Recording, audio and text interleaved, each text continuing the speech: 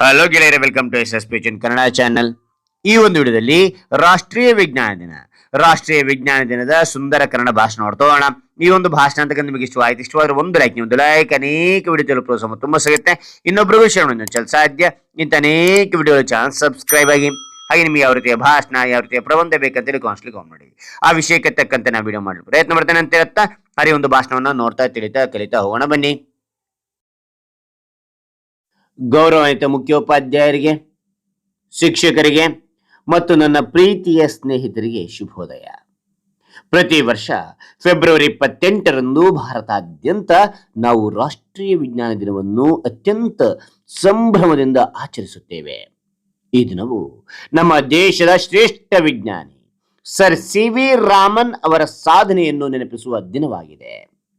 ಹಾಗಾದರೆ ಈ ಒಂದು ಸುಂದರ ಸಂದರ್ಭದಲ್ಲಿ ರಾಷ್ಟ್ರೀಯ ವಿಜ್ಞಾನ ದಿನದ ಹಿನ್ನೆಲೆ, ಉದ್ದೇಶ, ವಿದ್ಯಾರ್ಥಿಗಳಾದ ನಮ್ಮ ಪಾತ್ರದ ಕುರಿತಾಗಿ ಮಾತನಾಡಲು ಬಯಸುತ್ತೇನೆ.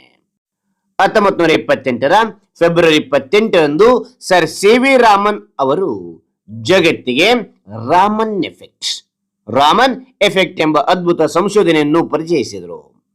ಬೆಳಕಿನ ಚದುರುವಿಕೆಗೆ ಸಂಬಂಧಿಸಿದ ಈ ಸಂಶೋಧನೆಗಾಗಿ ಅವರಿಗೆ 1930ರಲ್ಲಿ ವಿಜ್ಞಾನ ಲೋಕದ ಅತ್ಯುನ್ನತ ನೊಬೆಲ್ ಪ್ರಶಸ್ತಿ ಲಭಿಸಿತು. ಈ ಮಹಾನ್ ಸಾಧನೆಯ ನೆನಪಿಗಾಗಿ ಭಾರತ ಸರ್ಕಾರವು 1986ರಿಂದ ಈ ದಿನವನ್ನು ರಾಷ್ಟ್ರೀಯ ವಿಜ್ಞಾನ ದಿನವನ್ನಾಗಿ ಘೋಷಿಸಿತು. ಈ ದಿನವನ್ನು ಆಚರಿಸುವ ಮುಖ್ಯ ಉದ್ದೇಶವೆಂದರೆ ವಿದ್ಯಾರ್ಥಿಗಳಲ್ಲಿ ಮತ್ತು ಜನರಲ್ಲಿ ವೈಜ್ಞಾನಿಕ ಮನೋಭಾವವನ್ನು ಬೆಳೆಸುವುದು. ವಿಜ್ಞಾನವು ಕೇವಲ ಪ್ರಯೋಗಾಲಯಕ್ಕೆ ಸೀಮಿತವಲ್ಲ, ಅದು ನಮ್ಮ ದೈನಂದಿನ ಜೀವನದ ಪ್ರತಿಯೊಂದು ಕ್ರಿಯೆಯಲ್ಲೂ ಅಡಗಿದೆ.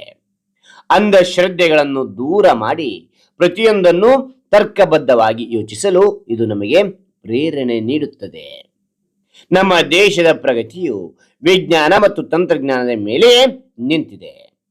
ಇಂದಿನ ಮಕ್ಕಳಾದ ನಾವು ಕೇವಲ ಪುಸ್ತಕದ ಓದಿಗೆ ಸೀಮಿತವಾಗದೆ ಪ್ರಶ್ನಿಸುವ ಗುಣ ಮತ್ತು ಹೊಸ ವಿಷಯಗಳನ್ನು ಅನ್ವೇಷಿಸುವ ಹವ್ಯಾಸವನ್ನು ಬೆಳೆಸಿಕೊಳ್ಳಬೇಕು.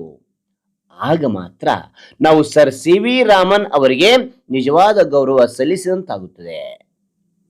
ಕೊನೆಯದಾಗಿ ಹೇಳುವುದಾದರೆ, ವಿಜ್ಞಾನವನ್ನು ಮಾನವ ಕುಲದ ಕಲ್ಯಾಣಕ್ಕಾಗಿ ಬಳಸೋಣ ಮತ್ತು ನಮ್ಮ ದೇಶವನ್ನು ಜಾಗತಿಕ ಮಟ್ಟದಲ್ಲಿ ವಿಜ್ಞಾನದ ಶಕ್ತಿಯಾಗಿ ಬೆಳೆಸೋಣ ಎಂದು ಪಣ ತೊಡೋಣ. ಈ ದಿನದ ಬಗ್ಗೆ ಹೆಚ್ಚಿನ ವಿಷಯಗಳನ್ನು ನೀವು ಕೇಂದ್ರ ವಿಜ್ಞಾನ ಮತ್ತು ತಂತ್ರಜ್ಞಾನದ ಇಲಾಖೆಯ ಜಾಲತಾಣದಲ್ಲಿ ನೋಡಬಹುದು. ಎಲ್ಲರಿಗೂ ಮತ್ತೊಮ್ಮೆ ವಿಜ್ಞಾನ ದಿನದ ಶುಭಾಶಯಗಳು ತಿಳಿಸುತ್ತಾ ನನ್ನ ಈ ಮಾತಿಗೆ ವಿರಾಮ ನೀಡುತ್ತೇನೆ. ಸಿ.ವಿ. ರಾಮನ್ ರವರಿಗೆ ಜಯವಾಗಲಿ. ಜೈ ಹಿಂದ್, ಜೈ ಕರ್ನಾಟಕ ಮಾತೆ. ಹಾಗಾದ್ರೆ ಈ ಒಂದು ಭಾಷಣ ಇಷ್ಟವಾದ್ರೆ ಒಂದು ಲೈಕ್ ಅನೇಕ ವಿಡಿಯೋ ತಲುಪಲು ತುಂಬ ಸಿಗುತ್ತೆ. ಇನ್ನೊಬ್ರಿಗೂ ಶೇರ್ ಮಾಡಿ ಸಾಧ್ಯ. ಇಂಥ ಅನೇಕ ವಿಡಿಯೋಗಳ ಚಾನಲ್ ಸಬ್ಸ್ಕ್ರೈಬ್ ಆಗಿ. ಮತ್ತೊಂದು ಹೊಸ ವಿಷಯದೊಂದಿಗೆ ಮತ್ತೊಂದು ಹೊಸ ವಿಡಿಯೋ ಭೇಟಿ ಆಗ್ತೇನೆ. Thank you for watching. Bye ಮಕ್ಕಳೇ.